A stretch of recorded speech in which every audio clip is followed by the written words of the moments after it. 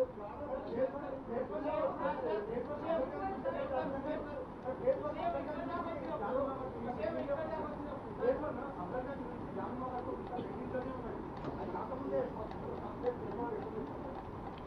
రాహుల్ ఉన్నదే as it is varies condition మీదనే తీసుకున్నాం, మిగతా అన్ని మనం నిర్మించుకుంటాం. ఉన్నదాని వాల్యూ ఉన్నదాన్ని అసెట్ చేసి కన్సల్టెంట్ని పెట్టి ఉన్న ఆస్తి అసెట్. ఇప్పుడు నువ్వు 10 ఫ్లోర్లకు బిల్డింగ్ పర్మిషన్ తెచ్చుకుంటావు, 4 ఫ్లోర్లు కట్టుకున్నావు, మిగతాయి కట్టుకోలేదు. నువ్వు అది కొనుగోలు చేసినప్పుడు ఏం చేస్తావు? ఏమున్నదో దాన్నే వాల్యుయేట్ చేసి దాని మీదనే కొనుగోలు చేస్తాం కదా. ఇదే ఒత్తిడే ఆప్షన్. మీరు అందరు కలిసి ఈ నుంచి చక్కగా బయలుదేరి కిషన్ రెడ్డి ఇంటి ముందర ధర్నా కూర్చుంటే ఆటోమేటిక్గా కిషన్ రెడ్డికి తెచ్చేస్తాడు. ఇదే బెస్ట్ ఆప్షన్. జర్నలిస్టులు అందరు కలిసి ఓ పూట తినకపోయినా సరే కిషన్ రెడ్డి ఇంటి ముందర జర్నలిస్టులు అందరు ధర్నా కూర్చుంటే ఆటోమేటిక్గా కిషన్ రెడ్డి తీసుకొస్తాడు. ఎందుకంటే తెలిసిపోతుంది కదా, జర్నలిస్టులు కూడా సోషల్ రెస్పాన్సిబిలిటీ కింద నగర అభివృద్ధి కోసం ముందుకు వచ్చారని మంచి పేరు వస్తుంది. మీరు కూడా మెట్రోలో వస్తారు. ఫ్యూచర్లో మీరు మెట్రోలో కూడా గవర్నమెంట్ నుంచి పాస్ అడగవచ్చు.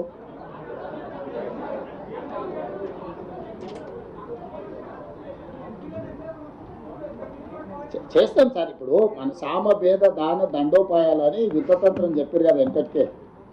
సామరస్యపూర్వకంగా నేను వారికి విజ్ఞప్తి చేస్తున్నా. ఇంత దూరం వచ్చినా ఇన్ని విషయాలు చెప్తున్నానంటే ఏదో ఒకటి ప్రణాళిక లేకుండా వస్తామా? మీరు కూడా ఇట్లా అమాయకంగా అడిగితే ఎట్లా?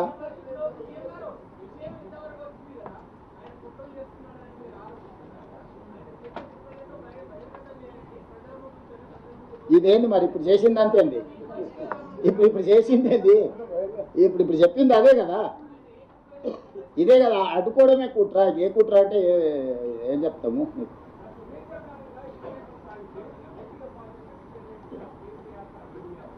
ఇప్పుడు కిషన్ రెడ్డి గారు వెనకాల ఎవరెవరు ఉన్నారు అనే దాన్ని అది ఆయన చెప్పాలి. డైరెక్ట్గా మనం అక్యూజ్ చేస్తున్నది కిషన్ రెడ్డి గారిని.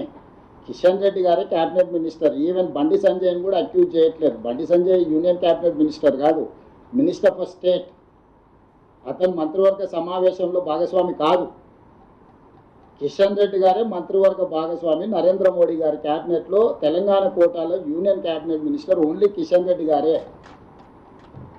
నేను అడగాలి, కిషన్ రెడ్డి గారు తేవాలి.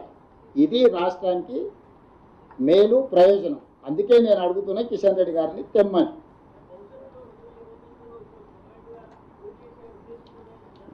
ఇప్పుడు నేను ఇంకా అట్లాంటి ఊహాగానాల మీద భవిష్యత్ రాజకీయాల మీద మాట్లాడదలుచుకోవాలి. నేను ఉన్న ఇష్యూస్ని ఎగ్జాక్ట్ కంటెంట్ దీని మీద మాట్లాడుతున్నాను.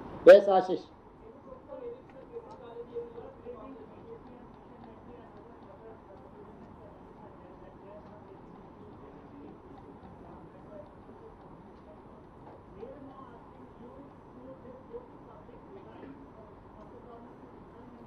Definitely ask Narendra Modi. Myself and Narendra Modi will resign and will ask public mandate.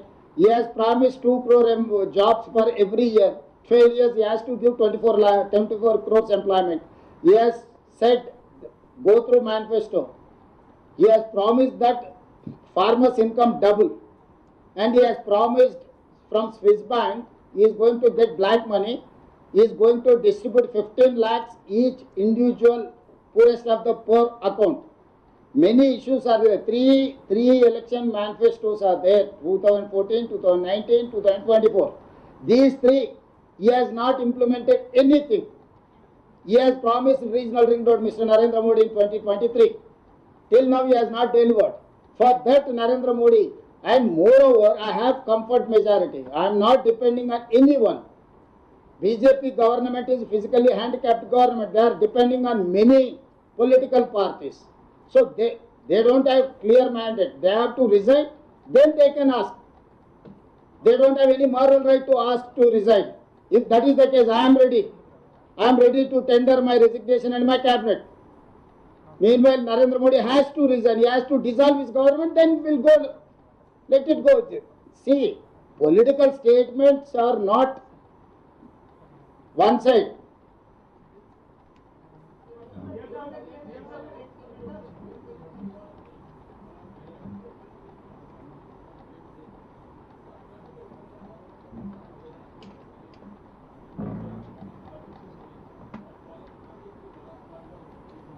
అన్ని కాగితాలు ఉన్నాయి. అన్ని నేను ఏం చెప్పినో 100% బ్లాక్ అండ్ వైట్లో అగ్రిమెంట్స్ ఉన్నాయి, కరస్పాండెన్స్ ఉంది, టోటల్గా ఉంది.